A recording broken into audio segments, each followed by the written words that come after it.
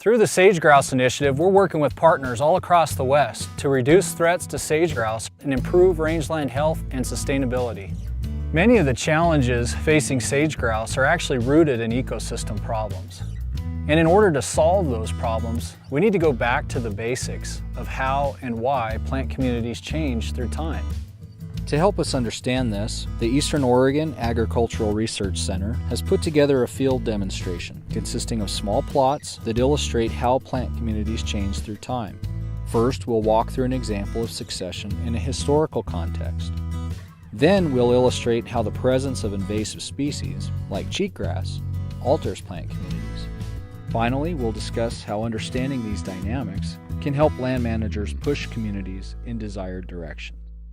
I'm Chad Boyd with the Agricultural Research Service. This is Dustin Johnson with Oregon State University and Brenda Smith with Oregon State University. We're here today at the Northern Great Basin Experimental Range to talk about plant succession within sage grouse habitat. If you look around, you can see how vegetation changes spatially. We're not going to talk about change over space today. We're going to talk about change at a given point on the landscape over time, and that's a process. In order to understand plant community succession, you have to understand the different players in plant community succession, the different plant functional groups.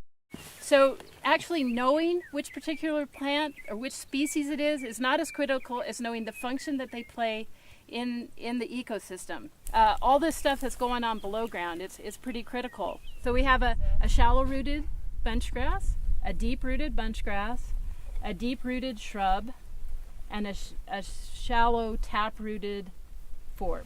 So that you kind of have all resources taken at all levels in the soil.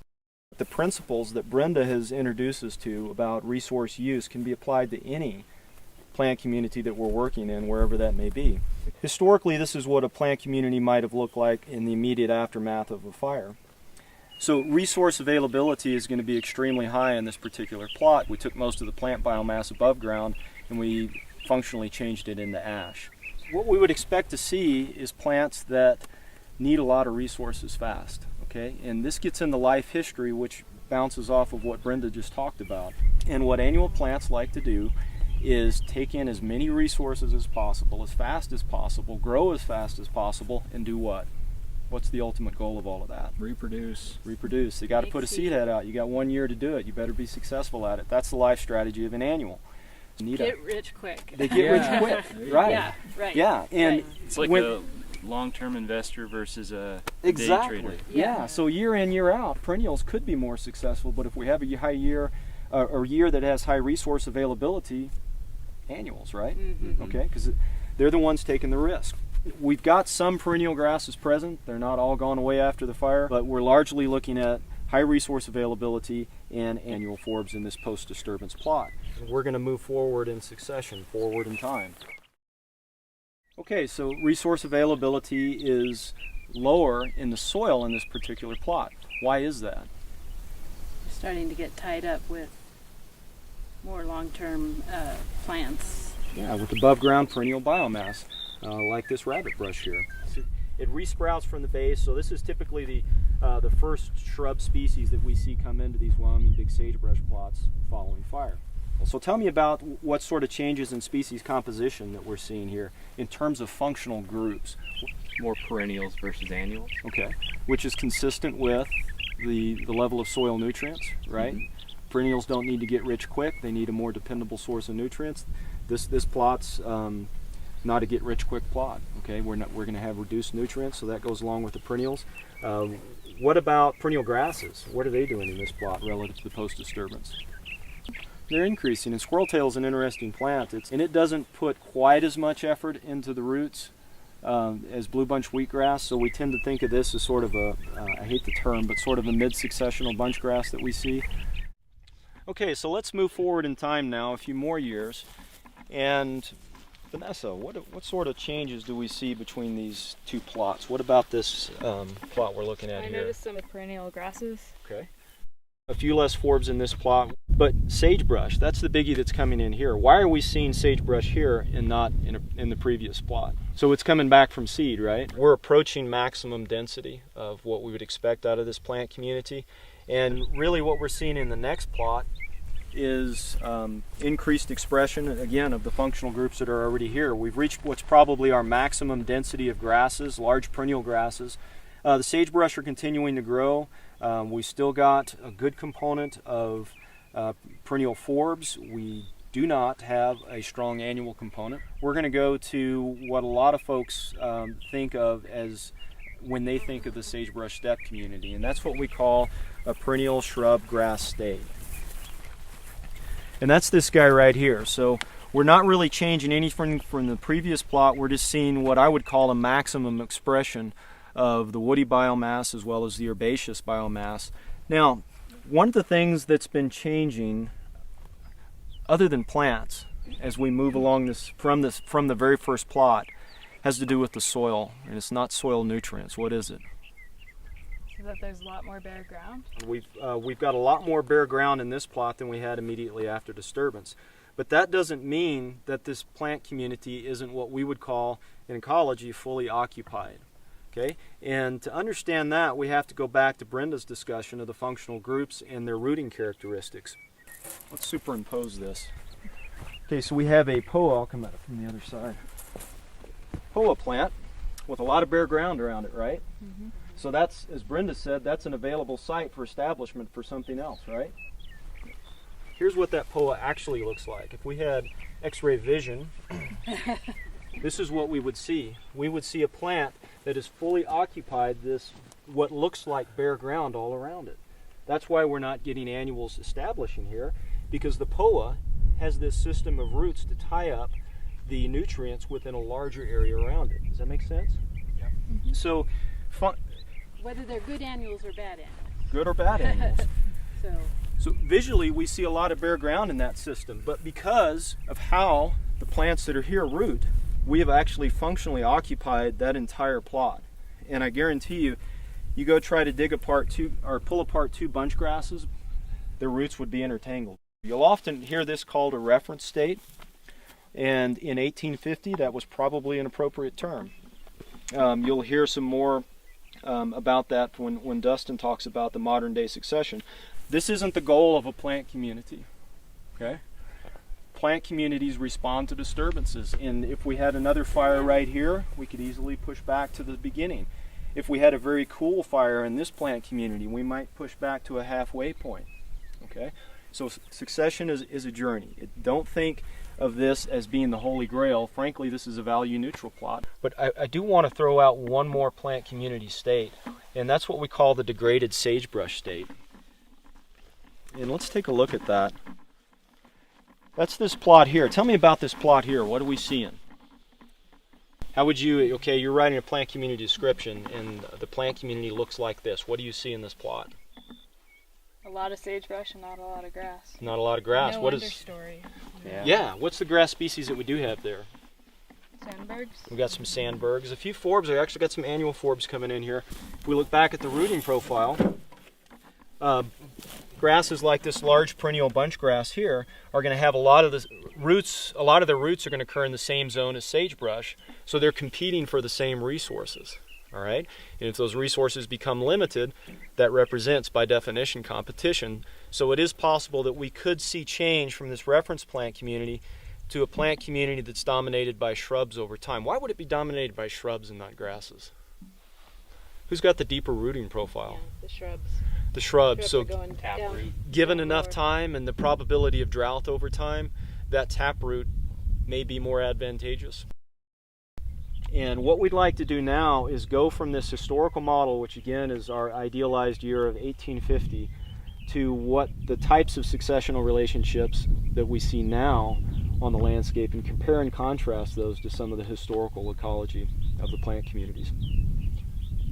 Okay, so now I'm going to talk about vegetation change that happens modern day. And so I'd like to move over to actually and start with this plot here. Does it remind you of anything that we might have seen today before in the presentation? Yeah, it looks like the reference state that Chad was... The reference state, yeah, it looks very much like that balanced plant community that Chad talked about, that he referred to as the reference state. Well, there's this new plant right here. Okay. Looks like maybe cheatgrass. Okay, yes, so yes, cheatgrass. We're now dealing with these exotic annual grasses, including cheatgrass, particularly in the lower, drier, warmer parts of the sagebrush ecosystem. These exotic annual grasses like cheatgrass fundamentally changes how these plant communities respond to disturbances like fire. So what do you think would happen if this plot burned? What do you know would happen based on what you already learned? We lose the sagebrush component. You would definitely lose the sagebrush component. Again, sagebrush is a very fire intolerant species, and it's easily killed by fire. Again, it's kind of relates to where its growing points are oriented on the plant. They're elevated above the ground, so it's easily killed by fire. What else do you think might happen to this vegetation? More annuals will come into the area. Why would we see an increase in annuals? Is that because they're the get rich quick? They're the get rich quick. And what happens when you have a disturbance like fire? What happens to resource availability? It goes back into the soil. So it releases those nutrients and makes them available again. That's right. Yes. And so cheatgrass is like any other annual species. You know, it's opportunistically waiting for an increase in resource availability, and it takes advantage of that. So if we actually move from this plot, which is recently burned, to the next plot over, so we see, you know, the sagebrush skeleton that was killed in the fire, and those bunch grasses that are growing either beneath or close to those shrubs tend to experience higher fire intensity and longer duration of fire, and they typically die. So when we do lose the perennial bunch grasses in these plant communities, what does that do again for resource availability? Freeze them up.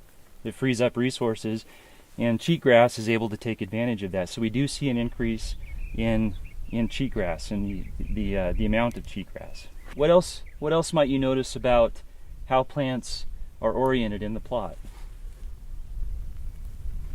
There's a lot less bare ground. There's a lot less bare ground.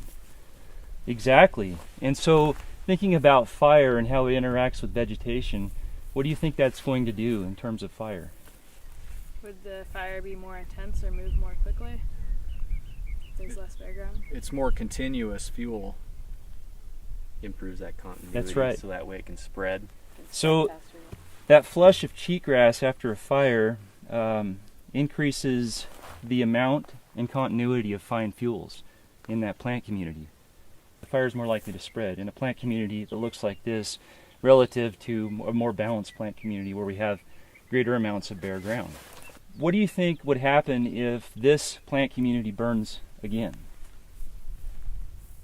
More resources will be available. Right? So even more cheatgrass? You're further depleting those perennials that made it through the first time. Exactly. And the other thing that cheatgrass does and how it modifies the ecology of these plant communities is that it creates a more continuous, higher amount of fine fuels that dries out sooner, so it actually shifts the fire season to earlier, at a time where our perennial bunch grasses and other perennial plants are more vulnerable to being killed by a fire. So we can, in fact, transition to an exotic annual grassland where we lack perennials altogether. So again, when we get repeated fire in these plant communities, we can end up in a situation where we're dealing with an annual grassland. And essentially what happens is these plant communities burn at a frequency that perennials can't establish in.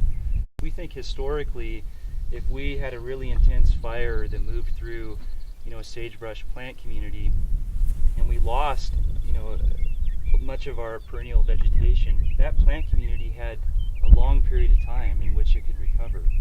Cheatgrass has fundamentally changed that, where we tend to see an increase in cheatgrass and get caught up in this grass fire cycle, and there's just not an opportunity for those longer-lived perennial species to get established in those conditions. In 1850, it did not matter, just what you said. If it took 3 decades to get blue bunch wheatgrass back into the plant community, or deep-rooted perennial bunch grasses back into the plant community, because annuals weren't waiting in the wings, whereas now, today, with annuals in the wings, when we do a restoration treatment, we need success today. We need it to happen in this year. And that's not something that our large perennial bunch grasses are adapted to do. That's not part of their evolutionary skill set. Okay, so now I'd like to bring everybody back down this way, and we'll look at the plot down here on the end. And in terms of what I personally would rather be managing, it would be this more balanced plant community relative to one in which our perennial herbaceous species have been depleted over time. And the reason for that is because this plant community has a greater degree of resilience. Okay, it has those perennial bunch grasses in there in the plant community. So when it does experience disturbance, as long as those bunch grasses survive that disturbance event, we have something in place that will uptake those available resources. So this balanced plant community is more resilient, and so resiliency is the ability of a plant community to bounce back or to regain its structure and function after a disturbance event. And so the primary driver of the resiliency that we see in this plant community is our large perennial bunch grasses, deep-rooted bunch grasses. We can actually graze these large deep-rooted perennial bunch grasses out of this plant community, which kind of takes us in this direction to this depleted sagebrush plant community. Okay, so now I'm going to turn it back over to Brenda, who's going to talk to us about how this exotic annual grassland may not be the end of the story. Right. So a lot of times folks think, well, this is the worst it can get, this monoculture of cheatgrass or an annual grass in the system. But we can move to some tap-rooted invasive plants that are taking the place for the functional group of our shrubs. And in this case, it's spotted knapweed. They are more adapted to fire. So they are able to move along and survive with the frequent fire that the sagebrush or the perennial grasses can't handle. So life after cheatgrass could actually be a pretty bleak picture. We've got some examples of what it might look like. We don't yet know what it's going to look like after at large scales. The one thing we do know for sure is that things change over time. So to really drive home the point about how we don't live in 1850 anymore, if we have a lightning strike that happens to land right there, that one burned a little bit, but not much. Let's put one closer to home here. Let's say that we have a lightning strike that hits this grass plant right here, and that's probably going to burn some. But when you're watching that burn, I want you to think about the odds of survival if you're a perennial grass plant.